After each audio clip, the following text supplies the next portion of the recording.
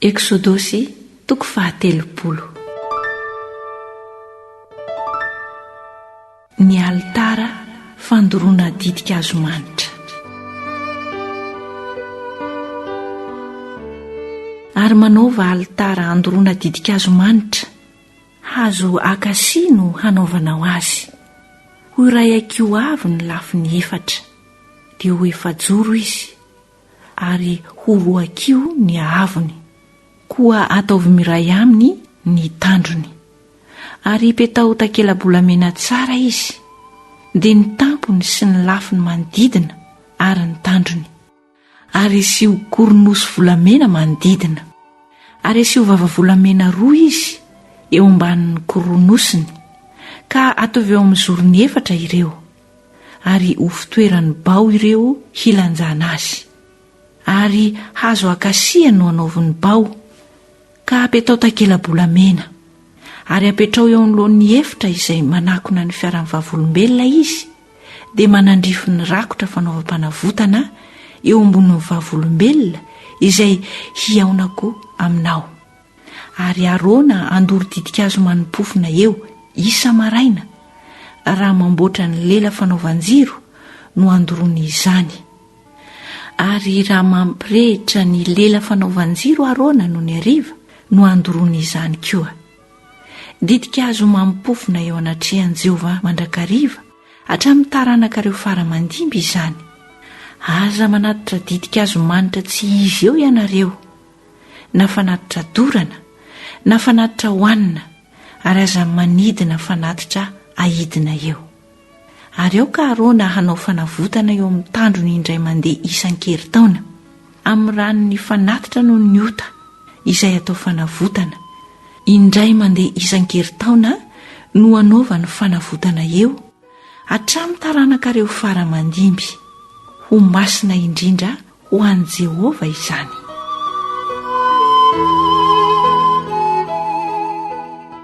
Ny andohavana ny vola avotra.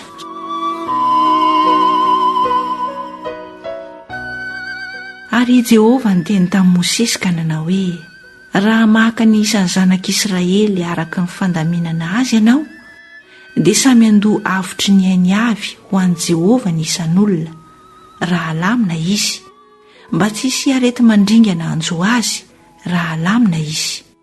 Izao no halohan'izay rehetra voalamina, dia atsasaky ny sekely avy araka ny sekely masina, gela 20 sy sekely iray. Eny, atsasaky ny sekely ho fanatitra ho an'i Jehovah. Izay rehetra voalamina hatramin'ny 20 taona no miakatra no andony fanatitra ho an'i Jehovah. Ny manan-karena tsy andoha mihoatra noho ny atsasaky ny sekely, ary ny malahelo tsy andoha latsaka. Raha mandoha ny fanatitra ho an'i Jehovah izy, hanavotra ny ainareo. Ary handray ny vola avotra amin'ny zanak'Israely ianao, ka ataonao amin'ny fanompoana ao amin'ny tranon'ilay fiaonana. Ary ho fahatserovana ho an'ny zanak'Israely eo anatrehan'i Jehovah izany, ho avotry ny ainareo.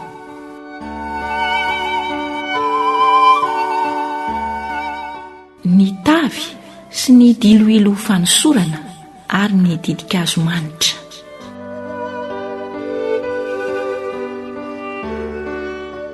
Ary Jehovah niteny tamin'i Mosesy ka nanao hoe, manaova tavy varahana hanasana, ary aoka ho varahana koa ny faladiany. Ary apetrao anelanelan'ny tranon'ilay fiaonana sy ny alitara izy, ka asio rano eo anatiny. Ary eo no hanasany Arona sy ny zanany ny tongony aman-tanany. Raha miditra amin'ny tranon'ilay fiaonana izy, dia hisasa amin'ny rano mba tsy hahafaty azy.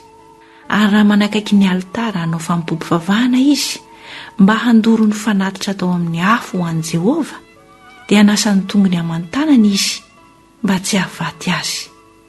Ary ho lalàna mandrakizay aminy sy ny zanany izany hatramin'ny taranany faramandimby. Ary Jehovah niteny tamin'i Mosesy ka nanao hoe, maka zava-manitra tsara ho anao, dia miora mitetety 500 sekely sy avozo manitra atsasak'izany, dia 200. sy veromanitra 500 sy kasia 500 araka ny sekely masina, ary diloilon'oliva erany hina. Dia amboary ho diloilo fanosorana masina izany, ho zavatra aharoaro, asan'ny mpangaroaro zava-manitra, ho diloilo fanosorana masina izany. Ary hosory amin'izany ny tranolay fionana sy ny fiaran'ny vavolombelona sy ny latabatra mba amin'ny fanaka rehetra momba azy, sy ny fanaovan-jiro mba amin'ny fanaka momba azy, sy ny alitara fandoroana didikazo manitra, ary ny alitara fandoroana ny fanatotra dorana mba amin'ny fanaka rehetra momba azy, ary ny tavy sy ny faladiany. Ary amasino ireo mba ho masina indrindra, ary ho masina izay rehetra manindry azy. Ary hosory Arona sy ny zanany, ka amasino izy mba ho mpisorona ho ahy. Ary mitenena amin'ny zanak'Israely hoe, ity no diloilo fanosorana masina ho ahy hatramin'ny taranaka reo faramandimby. Aoka tsy iosoran'ny olo-kafa izany, na isy aka tahaka azy araka ny fanaovana azy, fa masina izy ka ho masina aminareo. Na zovo mangaroaro izay tahaka azy, ary na zovo manositra azy amin'ny vahiny, dia ho fongorana tsy ho amin'ny fireneny. Dia hoy Jehovah tamin'i Mosesy, maka zava-manitra ho anao, dia natafa sy sekeleta sy hebena ary lebona madio, samy amboarina manokana ireo. Ary atao fididikazo manitra izy, dia zavatra aharoaro araka ny fanaon'ny mpangaroaro zava-manitra. Dia aseho sira izy, ary aoka ho madio sy masina. Ary torotoroiny sasany ho madinika indrindra, dia ataovy eo alohan'ny vavolombelona ao amin'ny tranolay fionana izay ionako aminao. Ho masina indrindra ho anareo izany. Ary ny amin'ny didikazo manitra izay ataonao, dia aza mba misy atao tahaka azy ny ho anareo. Ho masina aminao ho an'i Jehovah izany. Na zovy manao izay tahaka azy ho fanoroana, dia ho fongorana tsy ho amin'ny fireneny.